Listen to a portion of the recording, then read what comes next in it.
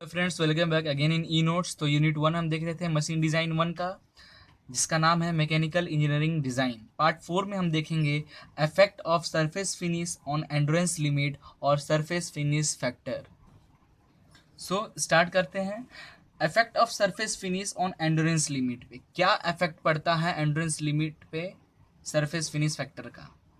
When a machine member is subjected to a variable loads, the endurance limit of the material for that member depend upon the surface condition. Surface condition पे भी depend करता है, load factor पे भी depend करता है, surface finish factor पे भी डिपेंड करता है, मिसलेनियस फैक्टर पे भी डिपेंड करता है। बहुत सारे अलग अलग फैक्टर हैं जिसपे एंड्योरेंस लिमिट हमारा डिपेंड करता है। वन बाय वन हम अलग अलग वीडियो में इसके पे डिस्कस कर रहे हैं। तो इस लेक्चर में हम डिस्कस कर रहे हैं सरफेस फिनिश फैक्टर से क्या इफेक्ट पड़ता है हमारे एंड्योरेंस लिमिट पे। तो KSUR से डिनोट करते हैं हम सरफेस फिनिश फैक्टर को, ठीक है। तो एंड्योरेंस लिमिट पे क्या हो जाएगा, सिग्मा ई वन को हम बोल रहे हैं endurance limit, which is equal to क्या होता है, सिग्मा EB इंटू के सूर। क्या होगा, एंड्योरेंस लिमिट पे क्या इफेक्ट पड़ता है सरफेस फिनिश फैक्टर का, इसके लिए जो फॉर्मूला बनता है वो बनता है endurance limit that is sigma E1 is equal to endurance limit for reverse bending load, क्योंकि हम लोग एंड्योरेंस लिमिट निकाल रहे हैं फॉर रिवर्स बेंडिंग लोड के लिए।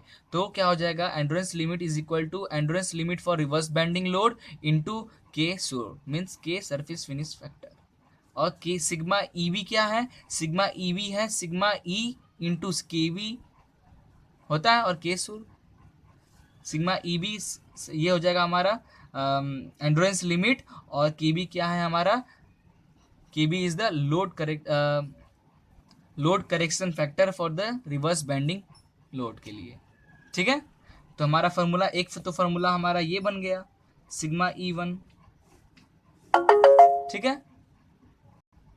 और फॉर रिवर्स बेंडिंग लोड के लिए जो हमारा एंड्योरेंस लिमिट का फॉर्मूला बनता है सिग्मा E इंटू के सूर। KB क्या है, KB को हम 1 भी ले सकते हैं, इसलिए हम KB इज इक्वल टू 1 ले लिए, ठीक है, यूनिटी। तो क्या बचा हमारा, sigma E into K surface finish factor, ठीक है।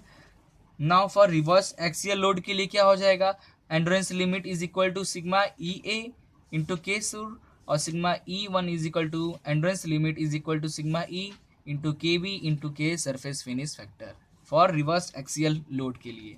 नाउ फॉर रिवर्स टॉर्सनल और शियर लोड के लिए क्या हो जाएगा, endurance limit sigma E1 is equal to tau E और के सू। टाउ E क्या होता है, sigma E into KS is the load correction factor for the torsional और शियर लोड, और के सूर is the K surface finish factor का multiplication endurance limit में। तो ऐसे हमारा रिवर्स बेंडिंग लोड के लिए, रिवर्स एक्सियल लोड के लिए एंड रिवर्स टॉर्सनल और शियर लोड के लिए ये 3 फॉर्मूला हमारा बनता है। ये एंड्योरेंस लिमिट पे सरफेस फिनिश फैक्टर का ये इफेक्ट पड़ता है, ठीक है।